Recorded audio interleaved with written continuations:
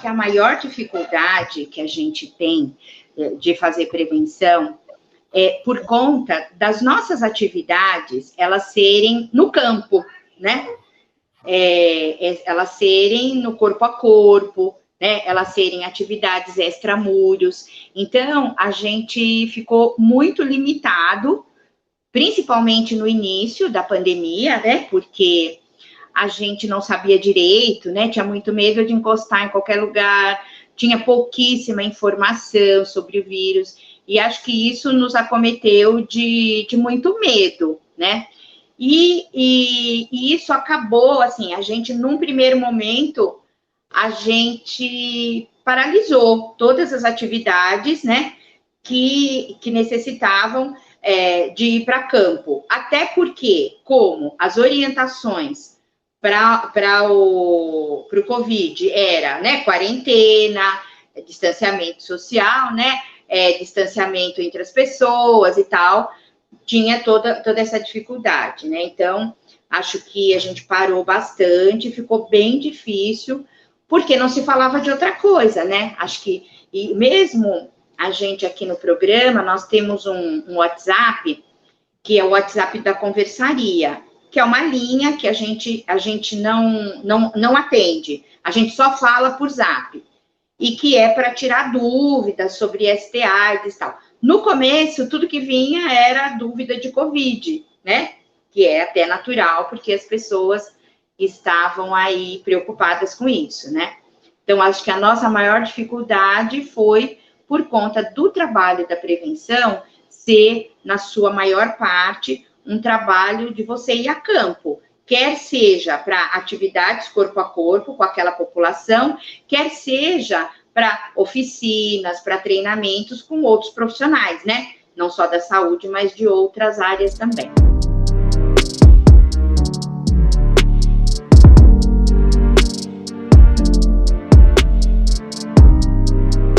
Nesse processo, a gente foi percebendo, foi aprendendo, e nós fomos fazendo aproximações, né? Como? Online. No início, a gente fez o quê?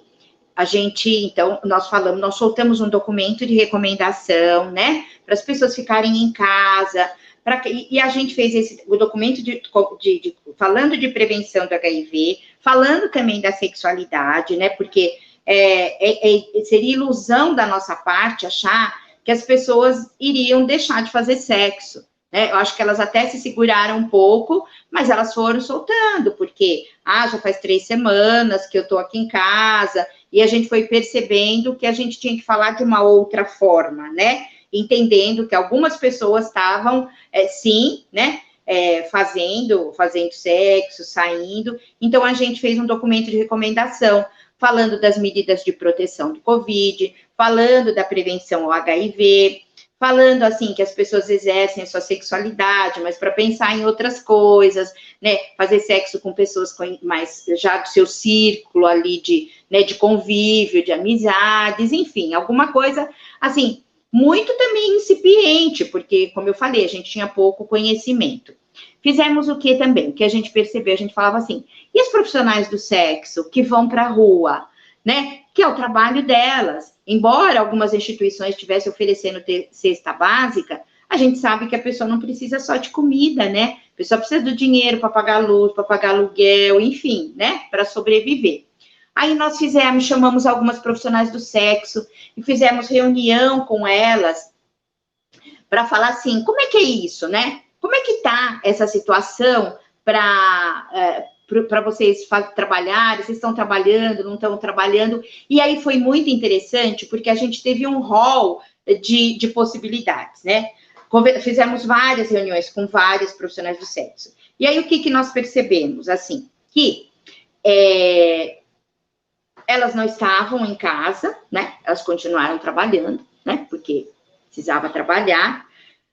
Algumas que trabalham, assim, em saunas, né? Em chácaras, elas tinham uma possibilidade maior de prevenção, e aí a gente trabalhou isso com elas, né? Então, elas conseguiam trocar a roupa da cama, elas conseguiam que o cliente chegasse, tirasse o sapato, tomasse um banho, né? Antes de fazer o sexo. Então, essas que estavam nas saunas em chácaras, assim, elas tinham uma condição de trabalho melhor. As outras, né, que principalmente aqui do centro de São Paulo, né, na Luz, que é um local que tem muitas profissionais do sexo aqui em São Paulo, era uma realidade muito diferente, muito diferente. Era uma realidade, assim, de alugar, elas alugam espaços em hotéis, ali no centro tem muitos hotéisinhos, né, e elas alugam alguns espaços ali, né, no centro, e elas vão com o cliente para esses espaços, né, fazem o sexo, aquele cliente vai embora, ela volta para a rua, volta com outro cliente, mas não necessariamente para aquele espaço, ela pode voltar para outro, porque aquele espaço que ela estava anteriormente pode já estar sendo utilizado por outra pessoa. E não tem nem a troca de roupa de cama, né? Então, e não tem nem a possibilidade de um banho. Então, a gente viu, né, que o quê? Né, que tinha um leque aí bem grande, dependendo do local em que a pessoa estava trabalhando e dependendo do que ela poderia ter como acesso aí, né? Então, isso foi mostrando para a gente que existiam várias realidades e que, dentro dessa realidade, a gente teria que continuar trabalhando com a prevenção do HIV e com essas questões da pandemia. Nós continuamos entregando insumos, né? Tiveram algumas ONGs que elas não pararam o trabalho extramuros, né? Então, a gente continuou fornecendo insumos de prevenção para essas ONGs e auxiliando para que elas, insumos de prevenção, né, preservativo masculino, feminino, gel, inclusive autoteste, né, para que essas ONGs pudessem fazer o trabalho extramuro.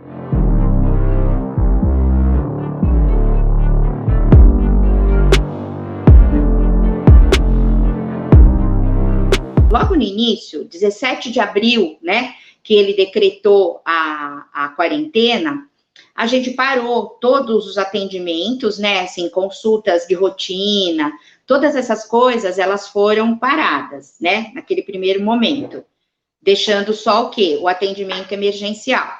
O CRT fez o quê? A gente capacitou as pessoas e formou uma porta diferente da recepção que era normalmente, que a gente chamou de triagem. Aí, os profissionais recebiam as pessoas que vinham ao serviço de saúde, que diminuiu muito, foi bem pouquinho, né? As pessoas estavam em casa, realmente, as pessoas estavam com medo de vir ao serviço de saúde, e a orientação era para não vir mesmo, né? Porque se não fosse uma coisa muito urgente, porque aonde você teria mais condições de cruzar com o vírus seria no serviço de saúde. Então, a gente montou na porta do CRT uma triagem, né? Então, o profissional ficava ali na porta, todo paramentado, então, todo cuidado para com os nossos profissionais, para que eles não se infectassem, foi tomado, né? Então, o jaleco, a máscara, né? Aquelas máscaras de saúde, aquela máscara plástica, né? Por cima, luvas.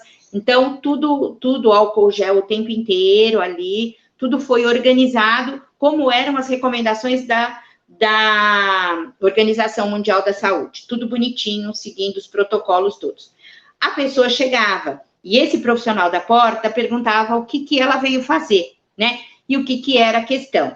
Se a pessoa teve febre, tinha algum sintoma e ela veio porque ela achou que poderia, né, ter se infectado, ela foi encaminhada para um local que foi montado fora da estrutura do CRT. O CRT, não sei se vocês conhecem, ele tem um quintal, vamos chamar assim, né? Foi montado uma tenda que a gente chamou de gripário, que é para quê? Para aquelas pessoas que tinham qualquer sintoma, elas não circularem por dentro do serviço. Então, essas pessoas eram encaminhadas ao gripário e dali elas eram atendidas em local também determinado para isso, mas não havia a circulação dessas pessoas por dentro do CRT. E como eu disse para você, diminuiu muito no começo, foram poucas pessoas, mas o CRT foi fazendo o atendimento, né, das pessoas que eventualmente, né, estavam com sintomas e eram medicadas, e exames, essas coisas, tinha todo um protocolo, né, de atuação. E quando não era, quando era alguma outra coisa, ela era encaminhada também diretamente para esse setor. Por exemplo, nós não paramos de oferecer PEP e PrEP, né? Entendendo que, se PEP é um atendimento de urgência, né, a gente não poderia deixar de atender. Aí as pessoas falavam assim, ué, mas as pessoas não estão de quarentena? Não estão dentro de casa? A gente tem que entender, assim, que uma coisa é a recomendação, outra coisa é a vida como ela é, né? Algumas pessoas se expuseram, e a gente não tem, enquanto serviço de saúde, não tem que fazer julgamento, tem que o quê? Ter condições de atender essas pessoas. Então, quem procurou PEP foi atendido, né? Ninguém ficou sem fazer. Inclusive, aqui no CRT, lugares, assim, de outros estados, até que não era São Paulo, que pedia, foi feito, ninguém que chegou até nós com a necessidade de PEP deixou de ser atendido. E PrEP também, né? PrEP um pouquinho depois, esse primeiro momento que foi a quarentena mais rígida mesmo, mas depois as pessoas começaram a procurar e a gente estamos fazendo a PrEP, porque, enfim, né? As pessoas, se a gente tem uma possibilidade de prevenção, a gente tem que fazer isso. Mas lembrando, assim, que todas essas atividades que nós fomos no começo parou e depois a gente foi incorporando novamente, né, elas foram sendo feitas com muito critério, assim, né, de proteger as pessoas, o distanciamento. A gente mudou o layout do CRT, né, fazendo distanciamento entre as cadeiras, né, fazendo todo um atendimento com a finalidade de não expor as pessoas à infecção pelo Covid.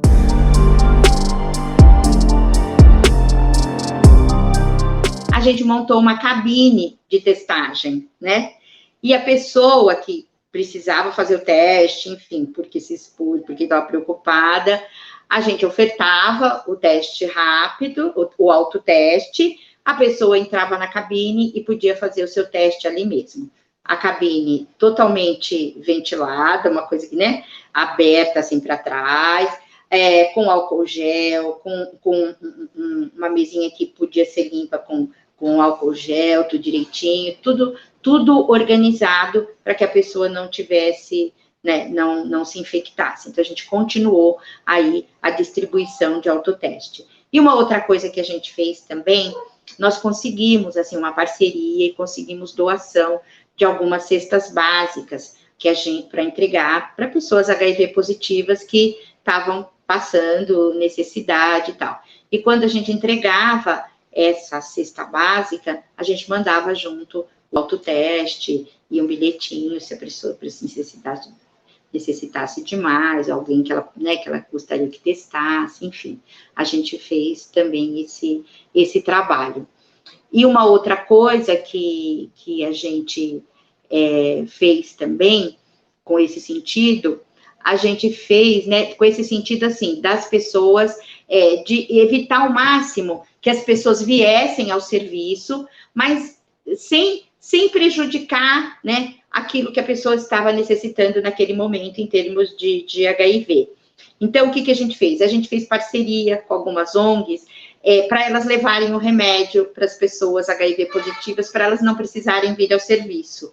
Então, foi bem bacana, a gente conseguiu fazer isso, né? Então, as pessoas, porque, né, acabou o remédio, né, essa ONG fazia essa mediação. A CRT separava tudo direitinho e as ONGs entregavam para as pessoas o medicamento e tal, que foi bem bacana também. Assim como o autoteste também, se a pessoa sentisse necessidade.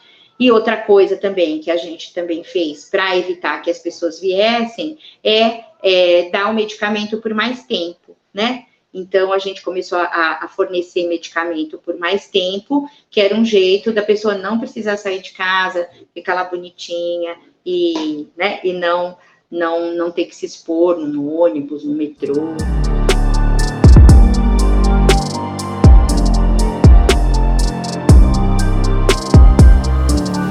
Quando iniciou aí a pandemia, uma das preocupações da gente foi isso, né? Falou, nossa, será que agora esse vírus vai atingir as pessoas vivendo, né? A gente ficou muito preocupado com isso. E a gente um pouco até meio se preparou, porque falou assim, acho que vai vir muita gente. E graças a Deus não foi o que aconteceu, né? As pessoas vivendo, não tem nenhum trabalho que diga que, né, elas se infectaram mais, né? Muito pelo contrário, né? Foi uma coisa de como se fosse a população geral. Então, acho que isso, quando não foram chegando, né, pessoas HIV, com Covid, essas coisas, a gente foi se tranquilizando, né?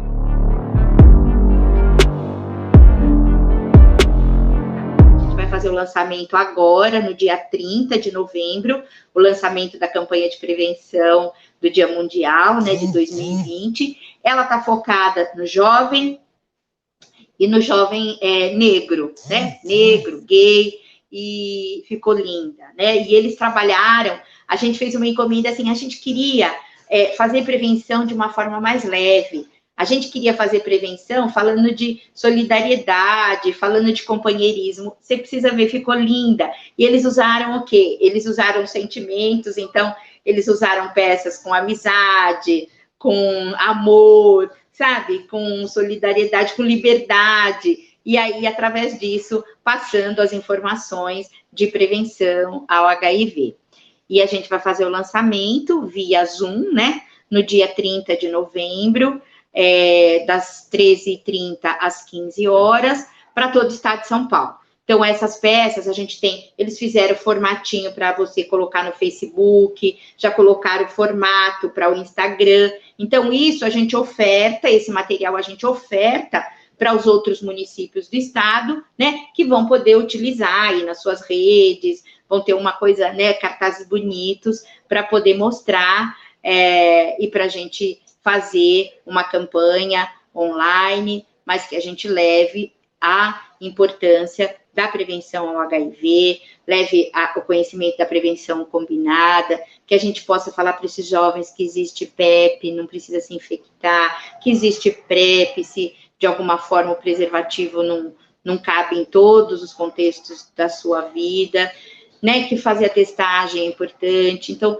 tudo isso está nessa campanha que está belíssima e que a gente, claro, vai fazer a ponte com o momento que nós estamos vivendo, né? Um momento em que a gente precisa se proteger, mas um momento em que a gente sabe, nós somos seres humanos, a gente precisa de afeto, né? Principalmente os jovens, eles precisam de exercer a sua sexualidade. Então, acho que o nosso papel é passar as informações, tanto de prevenção pelo Covid, quanto de prevenção do HIV/AIDS, para que essas pessoas, tendo informação, tendo conhecimento, elas possam se prevenir de uma coisa e de outra, né, e continuar aí vivendo feliz e exercendo aí, né, a sua sexualidade com maior segurança.